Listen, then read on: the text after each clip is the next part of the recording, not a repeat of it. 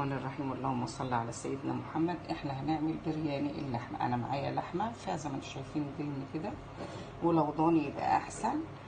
هجيب التوابل بتاعتي عباره عن حبهان وكركم وفلفل وكمون وزنجبيل ورشه صغيره ليمون مطحون وبابريكا، وده الحبهان. هقلب الحاجات دي كلها على بعضها وهتبل بيها اللحمه، ونشوف بعد كده هنعمل ايه مع بعض.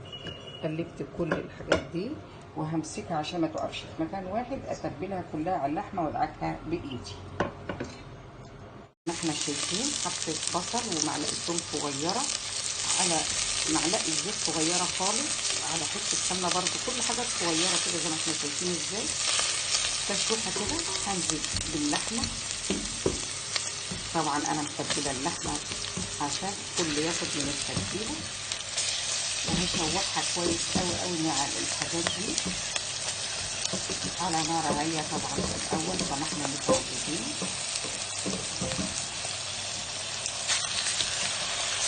هنقلب ونسيبها كده شويه ونشوف هنعمل ايه مع بعض. احنا شايفين اللحمه اتشوحت كويس. انا نسيت اقول لكم في ورق لورا حطيته.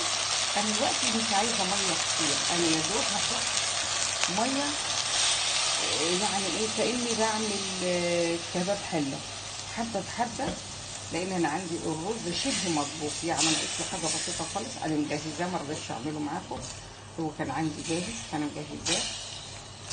يا دوب كده احط حاجه بسيطه، ولما تحتاج احط حبه صغيرين بحبه صغيرين، لان انا مش محتاجه عشان ما افقدش الصوص اللي معايا ده وارميه. لا، انا هسيبه كده يستوي على الهادي وهدي عليها بقى.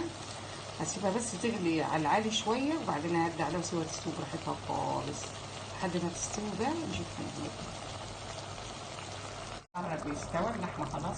هحط الملح علشان تستوي معاه كويس وتشرب منه بقى كده، وانا هستنى لحد ما تنشف كويس واقوم حاطه الرز. هنشوف مع بعض واحنا بنحط الرز، بس هستنى لما تنشف كويس.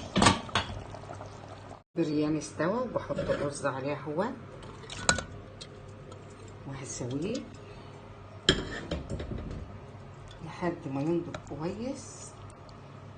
هنشوف هنعمل ايه مع بعض. هغرف البرياني مع بعض دلوقتي، هغرفه ونشوف مع بعض. خلاص اهوت غرفنا اهوت. هزوقه بالبصل اللي انا محمراه، هنحطه على الوش كده البصل وهحط شويه مكسرات من اللي انا عاملاهم، وهنشوف مع بعض بقى. شايفين الجمال. احلى برياني باحلى طعم، جربوه.